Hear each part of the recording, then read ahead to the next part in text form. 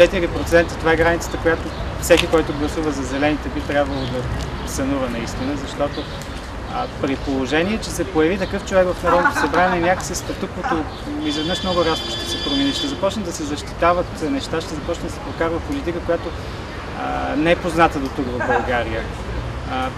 Именно това ме навежда на една друга мисъл, че появата на зелените на практика така започна да случва много по-различни неща. Политиката, която се изгражда етаж по етаж, изцяло на базата на рационализма, тук няма чак толкова почва, поне аз така го чувствам.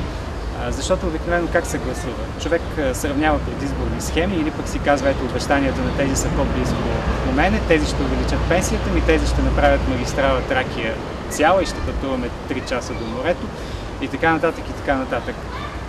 Но трябва да ви кажа, че рационализма не е всичко. Понякога човек му се иска да гласува със сърцето си за начина, по който живее. И именно от тази гледна точка зелените са много силни, защото при тях просто и сърцето е живо. Тук политиката на рационализма, политиката, за която ни обясняват, че това е игра на интереси, сякаш не съществува и се надявам да не съществува. Ако горите в България останат и зелените са в парламента, това ще е истина. Понякога си мечтая да живея в свят, в който не сечем дърветата и грозно ги оставяме до контейнера, точно когато са цъфнали. Ами, примерно, не ни харесва и тази кола и я оставяме до контейнера да я изхвърлим, защото вече нямаме нужда от коли. Знам, че това няма как да се случи близките десетки години, но затова пък си мечтая за един-двама зелени депутати в парламента. Това е по-вероятно да се случи. Бюлетина номер 12.